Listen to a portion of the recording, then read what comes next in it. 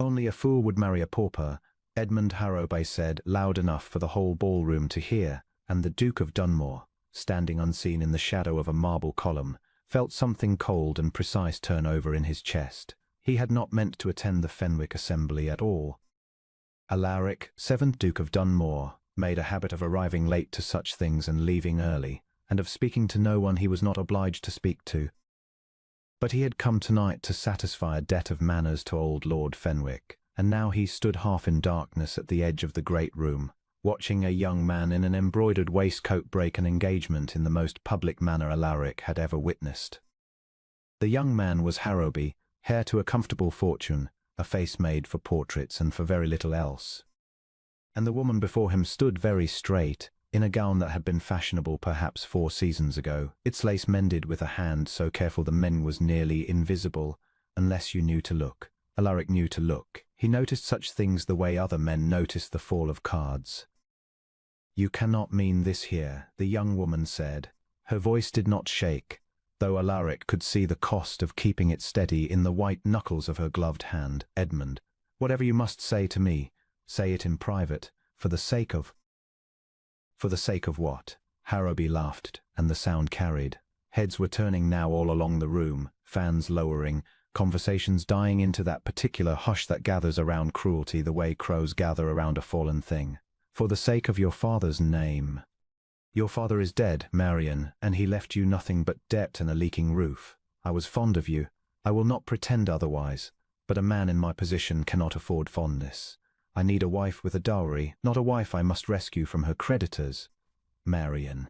Alaric turned the name over in his mind and did not know why he did. "You gave me your word," she said. "I gave you a word when your circumstances were different."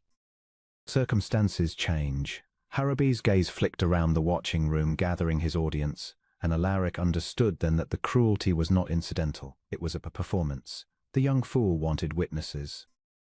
He wanted the whole of society to see him cut loose the penniless girl before anyone could accuse him of having jilted a lady who deserved better. He was making himself the sensible one, the practical one, and making her the fool. "Come, Marian, do not make a scene of it. Only a fool would marry a pauper, and I am not a fool. Surely even you can see the sense in that." The room waited. Alaric watched the young woman's face and expected, as everyone in that room expected, that she would break, that she would weep or flee or plead, and give them all the spectacle they had come in the end to see. Society loved nothing so much as a beautiful girl brought low. They would speak of it for a month. They would pity her at first, and then, tiring of pity, they would begin to say that perhaps Harrowby had been wise, that there had always been something desperate about the Ashcombe girl, that a woman with no fortune ought to have known her place. She did not break. She lifted her chin the smallest degree, and she looked at Edmund Harrowby the way a queen might look at a servant who had forgotten himself, and she said quite clearly, "Then I am glad to learn the measure of you now, sir, and not after I had bound my life to it. I wish you every joy of your dowry. I am sure it will keep you warmer than I could have." And she turned to go. It should have ended there. She had won the exchange if anyone with sense had been listening. She had answered scorn with dignity and left him holding the cruelty in his own 2 hands. But society had no interest in her dignity, and Harrowby, stung that his practical little speech had been turned into something that made him look small, could not let her have the last word. "Go where?" he called after her, and now his voice had an ugly edge. "Back to your mortgaged house. Back to sell your mother's rings. Look at her, all of you. She wears mended lace to a duke's assembly and thinks herself too fine for the man who was kind enough to offer for her. There is your proud pauper. There is Miss Marian Ashcombe, who is nothing and behaves as though she owns the room." Laughter, then. Not from everyone, but from enough. The particular thin, cruel laughter of people relieved that the humiliation belonged to someone else. And Alaric watched the young woman's back, her straight shoulders, watched her take one more step toward the door and then falter, just slightly. As the laughter reached her, watched the moment when dignity was no longer enough to hold a person upright, when the room's contempt began to do what Harrowby's words alone had not. Alaric of Dunmoor was not a man who acted on impulse. He had spent 38 years learning to distrust the swift movements of the heart, because the swift movements of the heart had cost his family a great deal in their time. He was called in the drawing rooms of 3 counties the Cold Duke, the Iron Duke of Dunmoor, a man who had buried a father and a brother and a great deal else besides, and had emerged from it all with a face that gave away nothing. He did not decide to move. He simply found that he was moving. He stepped out of the shadow of the column and into the light of the great chandeliers, and the effect of it was immediate, a ripple of awareness passing through the room as people registered who had appeared among them. The Duke of Dunmoor, who never came to these things, who had not been seen in society in longer than most of them could remember. The laughter died. Fans stilled. Edmund Harrowby's practiced sneer wavered as he tried to work out what a duke's arrival meant for the little scene he had been conducting. Alaric crossed the floor. He did not hurry. He walked with the unhurried certainty of a man who had never in his life needed to ask permission to occupy a space, and the crowd parted before him without being asked, and he came to a stop directly in the path of Marian Ashcombe, so that she could not leave without going through him. She looked up at him. Her eyes were dry. She had not let herself weep, and Alaric felt an odd surge of respect for that, for the sheer stubbornness of it. But they were bright with the effort of holding everything back, and there was in them a wariness so deep it was nearly its own kind of exhaustion. She had learned, he understood at once, to expect nothing good from powerful men. She was waiting to discover what fresh humiliation a duke intended to add to the pile. "Your Grace," she said and curtsied, because that was what one did, even when one's whole world had just come apart in front of 200 people.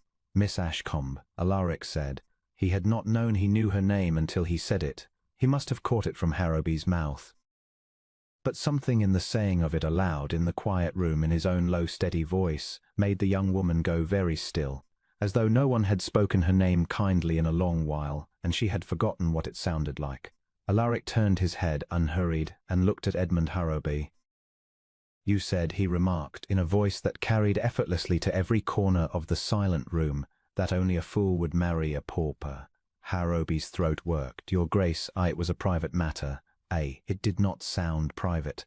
Alaric let the words fall like stones into still water. "You made quite certain it was heard. I heard it. Everyone here heard it. So I should like to answer you, since you have made your opinion a matter of public record." He paused, and the pause was terrible, and Harrowby seemed to shrink inside his fine embroidered waistcoat. "You are correct. Only a fool would marry a woman he does not deserve, and then abandon her the moment his own comfort is threatened, and call it wisdom. That is a kind of fool I have no wish to be." He turned back to Marian Ashcombe, and the Duke of Dunmoor, who had not offered his hand to a woman in 15 years, who had told his aunts and his solicitors and his own reflection that he had no intention of marrying at all, extended his hand toward the penniless girl in the mended lace, palm up, in the middle of the Fenwick ballroom, before them all. "Miss Ashcombe," he said, and his voice had gone quieter now, meant for her and yet still audible to the breathless room, because he wanted them all to hear it. "I am aware this is neither the time nor the manner in which such a thing ought to be done. But I find I have no patience left for doing things in the proper manner. You have been insulted before witnesses, and I will not stand among the witnesses and say nothing. So I ask you plainly and before them all, will you do me the very great honor of becoming my wife?" For a long moment Marian Ashcombe did not move. Alaric could see the war going on behind her eyes. She was a proud woman and a clever one, and no clever woman took a duke's outstretched hand in a public ballroom without wondering what it would cost her. She would be thinking that this was another performance, another man arranging her humiliation for his own purposes, that a duke did not simply choose a pauper out of the air, that there must be a trick in it, a cruelty she had not yet seen the shape of. "Your Grace," she said very low, "if you mean this as a kindness, I would rather you did not. I have had enough of being an object of other people's pity for one evening. I would rather walk home in the rain with my dignity than be married out of charity." Something in Alaric warmed toward her then, sharply and completely, in a way he had not expected and did not entirely trust. "It is not charity," he said. "I have never in my life done anything out of charity. Ask anyone in this room. They will tell you I am the coldest man in 3 counties, and they will not be wrong. I do not offer you my hand to save you." He looked at her steadily. I offer it because in the last 3 minutes I have watched you insulted before 200 people, and you did not weep, and you did not beg, and you answered a small man with more grace than he will manage in his whole life. I have sat through a great many assemblies full of women who were raised to be exactly what society wished them to be, and I have never once wanted to marry any of them. You are the first person in this room I have found worth speaking to. That is not charity, Miss Ashcombe. That is the plainest self-interest you will ever encounter. A sound went through the crowd, not laughter now, but something else, a kind of astonished murmur, and Alaric saw the thing he had hoped to see. He saw Marian Ashcombe understand that he meant it. She put her hand in his. Fingers were cold through the glove, and they trembled once and then were still, and Alaric closed his hand around hers and felt, absurdly, as though he had reached out to steady someone and had instead been steadied himself. Then, yes, your grace. He did not smile. Alaric of Dunmoor was not much given to smiling, and the whole of society would have fallen down in shock to see it, but something eased in the hard line of his mouth, and he raised her cold, trembling hand and bowed over it, and pressed his lips very briefly to the mended glove, before them all. The ballroom erupted. Not into applause, society did not applaud a scandal, but into a roar of whispers, 100 fans snapping open, 100 voices turning to their neighbours to be sure they had truly seen what they had seen. The Duke of Dunmoor, the Iron Duke. Betrothed, in the space of a quarter hour, to the penniless Ashcombe girl, the very woman Edmund Harrowby had cast off not 5 minutes before as beneath his notice. And Edmund Harrowby stood in the middle of it all with his face the colour of ash, having just been made, before the entire assembled society of 3 counties, into precisely the fool he had accused everyone else of being. He had thrown away a woman a duke wanted. He had called her worthless, publicly, minutes before a duke of ancient name had chosen her over every heiress in the room. There was no recovering from a thing like that. Everyone present understood it in the same instant. For the rest of his life, Edmund Harrowby would be the man who let the Duchess of Dunmoor slip through his fingers because she had mended her own lace.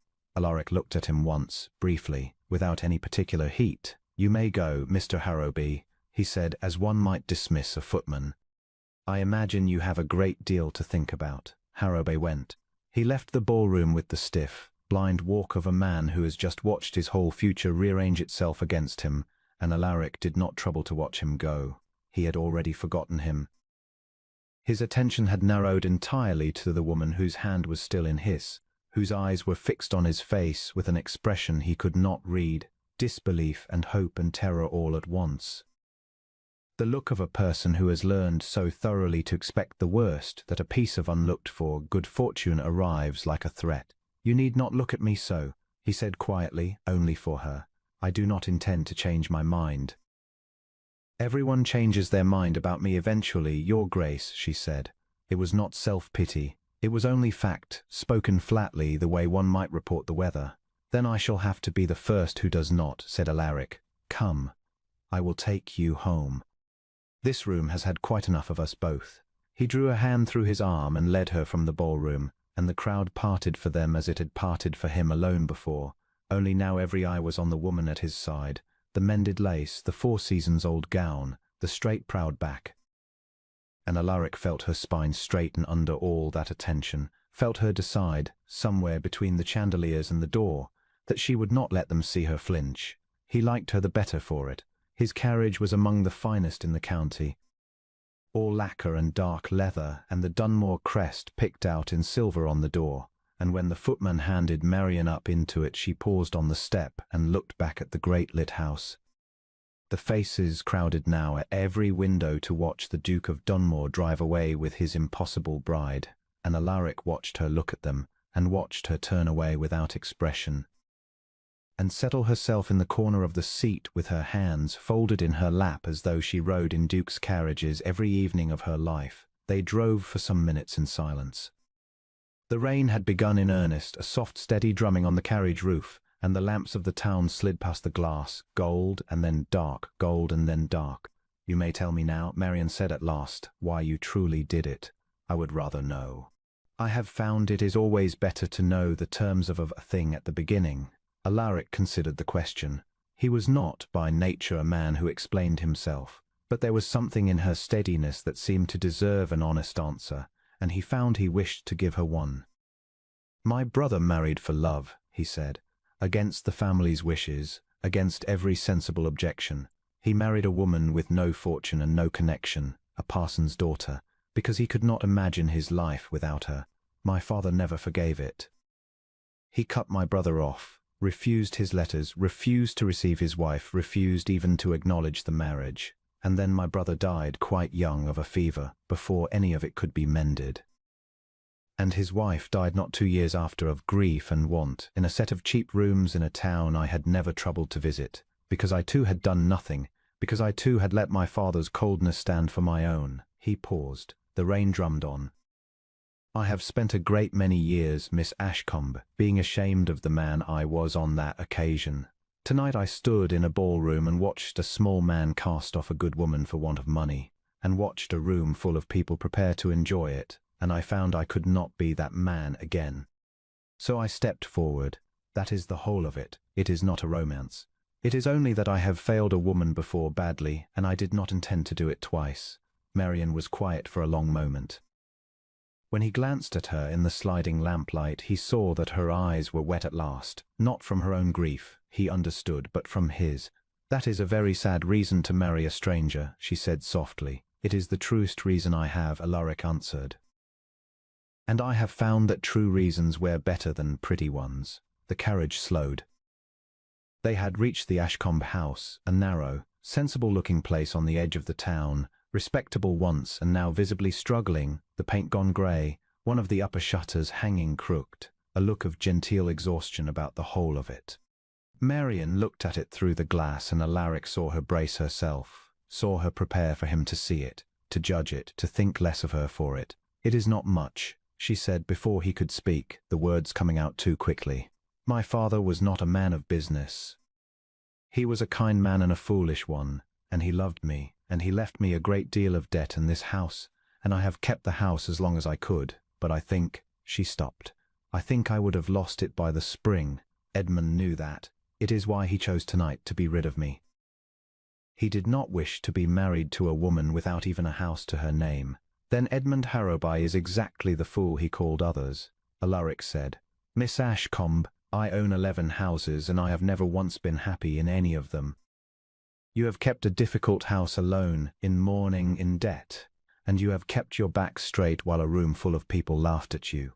I am not concerned about the paint." He kept his word about calling. He called the very next morning, before the town had finished spreading the tale of the night before, and he found the Ashcombe house in a state of quiet siege, the drawing-room curtains half drawn, a stack of unpaid accounts turned face down on the little writing table, and Marian herself standing very upright in the middle of it all, as though she expected him to have come to laugh at her in the daylight, now that the enchantment of the ballroom had worn off.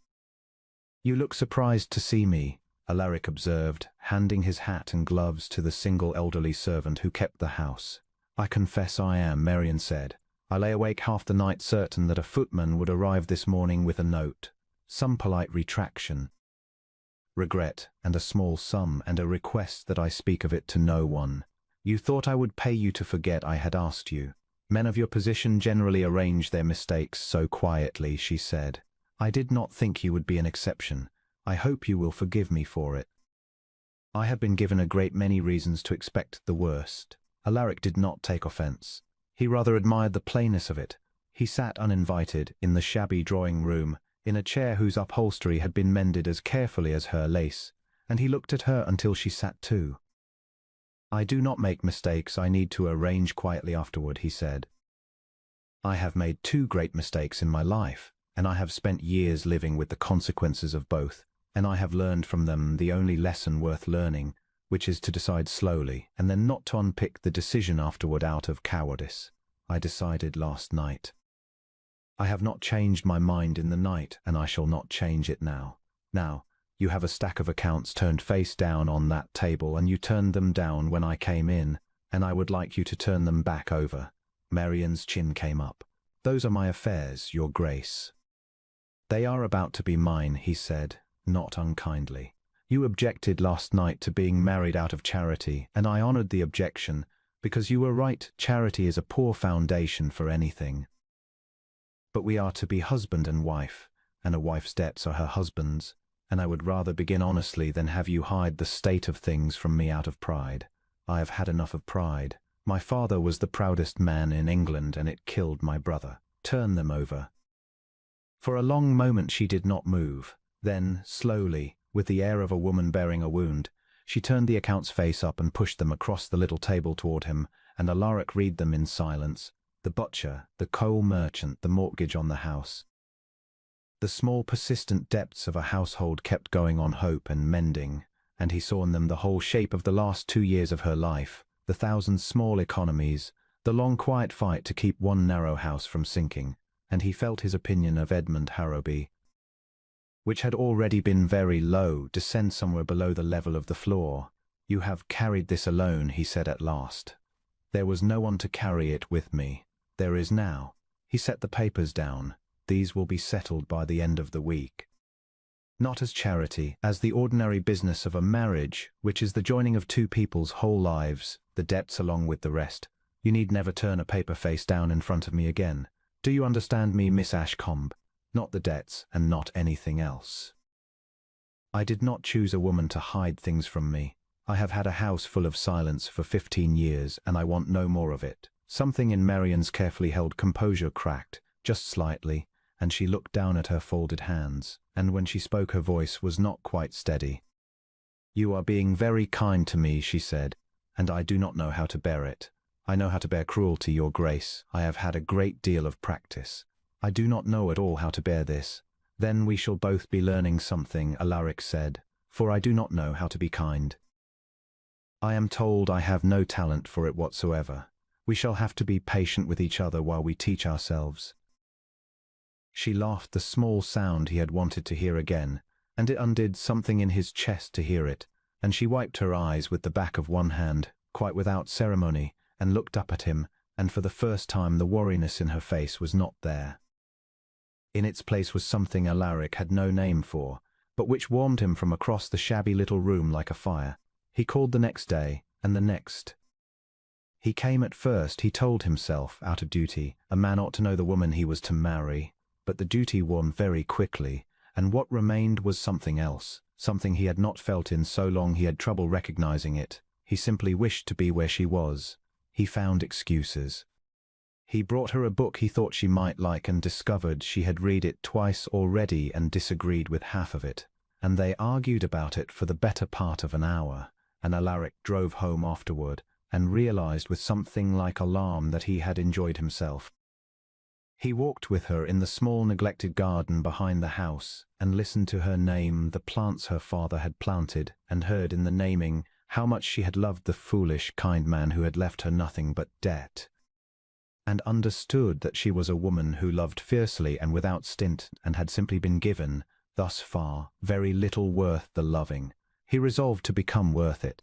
There was one evening in that first married winter that Alaric would remember for the rest of his life. Old Lady Fenwick, whose husband had first drawn him to the fatal assembly, held a card party in December, and it was the first true society occasion the new Duchess of Dunmoor was to attend since the wedding, the first time the gossips of 3 counties would have her in a room to inspect at their leisure. Alaric knew what they intended.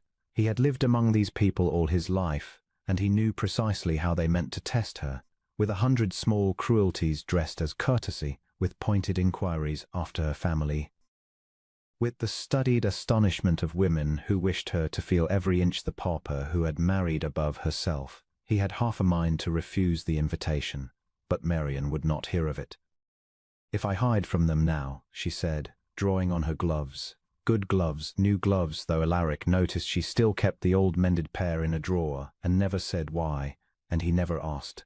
"I shall be hiding from them for the rest of my life, and I have hidden from quite enough. Let them look. I would rather be looked at once and have it done." So they went, and the room did exactly as Alaric had known it would. There was Mrs. Danbury, who inquired with great sweetness whether the Duchess found the great houses very cold after her own more modest establishment. There was Lady Crewe, who wondered aloud whether it must not be difficult to manage servants when one had, after all, so lately been nearly a servant oneself. There was the whole soft chorus of it, the cruelty that wore a smile, and Alaric stood at the edge of the room with his jaw hard and his temper rising and watched his wife walk into the middle of it. She did not flinch. He had known she would not, and still it moved him to see it. She answered Mrs. Downbury that she found the great houses no colder than any house whose owner had forgotten to light it, and that she had lately been employed in lighting a good many. She told Lady Crewe that she had indeed nearly been a servant, and that she had learned a great deal from the prospect, chiefly how to tell the difference between a person of quality and a person of mere fortune, which she had found, she said mildly, to be two entirely different things, and more rarely combined than one might hope. She said it all without heat, without spite, with a serene good humour that gave her tormentors nothing to seize upon, and one by one they fell back before her, because there is nothing so disarming to cruelty as a person who simply refuses to be wounded by it. And Alaric, watching from across the room, felt his chest fill with something so large he could hardly contain it. He had married her, he had told himself, out of shame and duty and the memory of his brother. He understood, watching her that night, that this was no longer true if it had ever wholly been. He watched her turn away the sharpest women in the county with a smile, and he thought, I love her. The realization arrived without drama, quietly, the way the true things always did with him, not a thunderclap, but a settling. A piece of furniture moved at last into the place it had always been meant to stand. He loved her. He had loved her, perhaps, since the ballroom, since the moment she lifted her chin and told Edmund Harrowby she was glad to know the measure of him now. He crossed the room to her, and she turned as he came. And the smile she gave him was different from the one she had been giving her tormentors all evening, warmer, unguarded, meant only for him, and he offered her his arm and drew her a little apart, into the shelter of a window bay, away from the watching room. You have routed them all, he murmured. I came to rescue you and find there is nothing left to rescue you from. There never was, she said, but I am glad you came. I am always glad when you come. She looked up at him, and the candlelight caught in her eyes, and she said more softly, You are looking at me strangely, Alaric. Am I? You are. You are looking at me the way you looked at me in the ballroom, as though you have just decided something. I have, said Alaric. I decided it some minutes ago, across the room, while you were dismantling Lady Crewe. I had rather thought I would tell you somewhere more private, but I find I have no patience for doing things in the proper manner. I believe I have said as much to you before. And there, in the window bay of Lady Fenwick's card party, with half the county pretending not to watch, the Duke of Dunmoor told his wife that he loved her, quietly, plainly, without ornament, in the same low, steady voice with which he had offered her his hand 3 months before. And he watched her face change, watched the last of the worriness she had carried since the ballroom fall away entirely, watched her understand that this too was true as everything else he had told her, that she was not a duty or a debt or a penance, but a woman a proud, cold man had come, against all his own expectations, to love. She could not answer him for a moment. When she did, it was only his name spoken like the last word of a prayer. I know I have been a great while getting to it, Alaric said. You must forgive me. I am out of practice at nearly everything worth doing. But I did not wish another year to pass without your knowing, in case. He did not finish. They both knew what he meant. He was thinking of his brother, and of a woman who had died of grief and want with ever being told by the family she married into that she was wanted.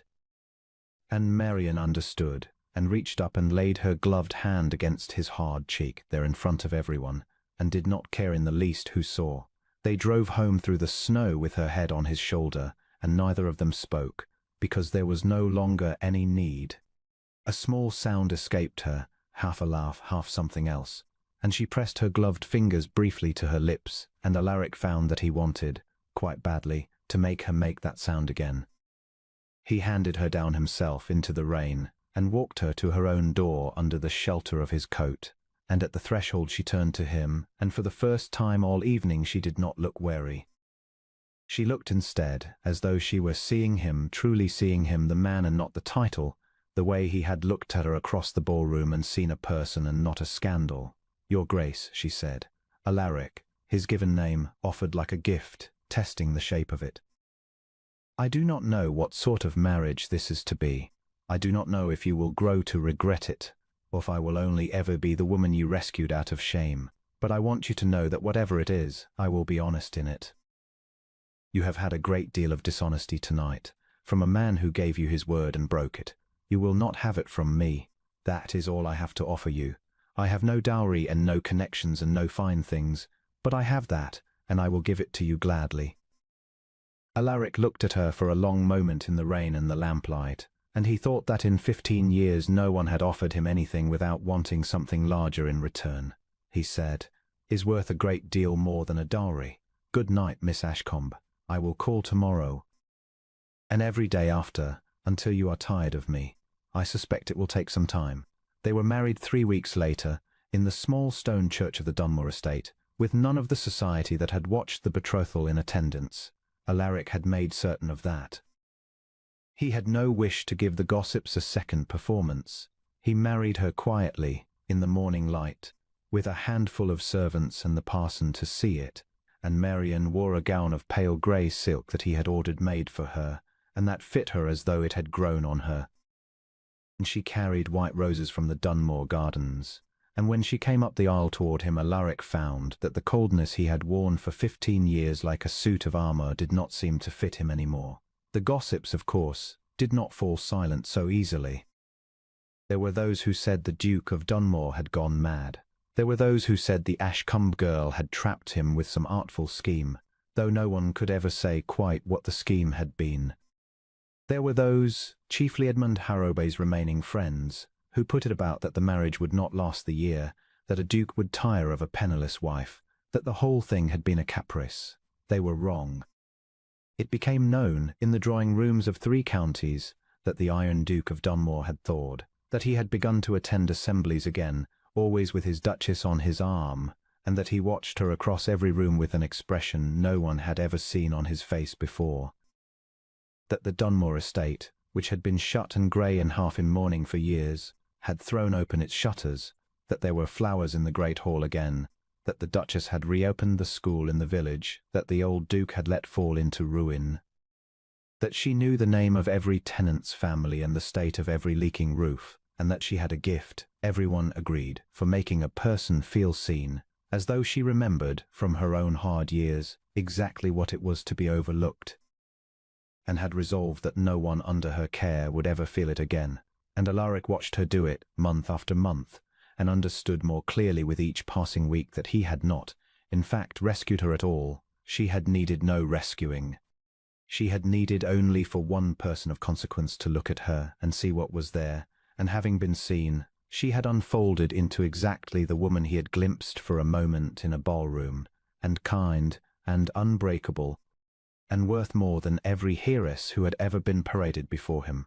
As for Edmund Harrowby, he married his dowry in the end, a thin, nervous heiress with a large fortune and a small heart, and the marriage was, by all accounts, a cold one. Society did not forget what he had said. It never does. For the rest of his life, at every assembly, there was always someone to remind him, with the particular pleasure people take in another man's folly, that he had once stood in a ballroom and called the future Duchess of Dunmoor a pauper not worth a fool's regard. Minutes before a duke made her his own, he had wanted witnesses. He got them. They simply remembered the wrong thing. Alaric did not think of him at all, as it happened. He had far better things to think of. He thought of them one evening in early winter, a year after the Fenwick Assembly, standing at the long windows of Dunmoor Library with his wife beside him, and the first snow falling grey and soft over the park.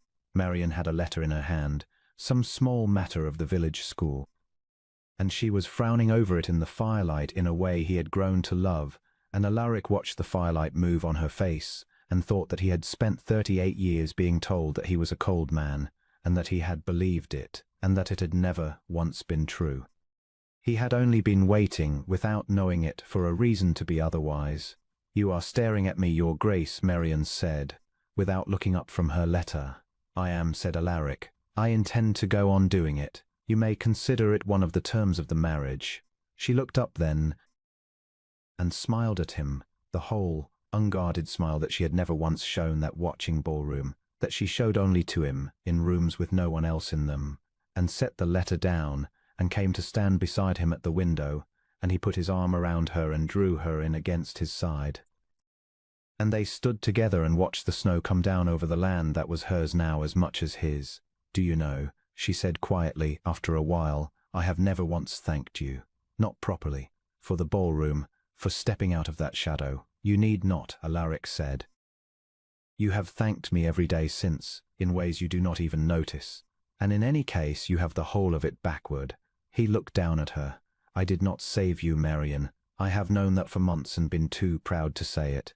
You were never the one drowning. I had been for 15 years, without ever once admitting it. You are the reason there is anyone at all left standing here to watch the snow. It was you who came into a cold house and made it a home. It was you who reached out your hand." He pressed his lips to her hair. "I only had the good sense, for once in my life, to take it." Outside, the snow went on falling, soft and endless, over the roofs of the tenants who knew her name, over the reopened school, over the grey church where he had married her in the morning light, and inside in the warm gold of the fire. The Iron Duke of Dunmoor held his impossible wife against his heart, and thought that of all the things he had ever owned, the 11 houses, the ancient name, the great cold fortune, the only one he could not have borne to lose was the one that had cost him nothing at all, and had been given to him freely by a woman in mended lace who had refused to weep. He had called it self-interest that first night, and told her it was the plainest thing she would ever encounter. He had been wrong about that, as it turned out. It had a much older name. He held her closer and did not correct the record, and was, for the first time in his long cold life, entirely content.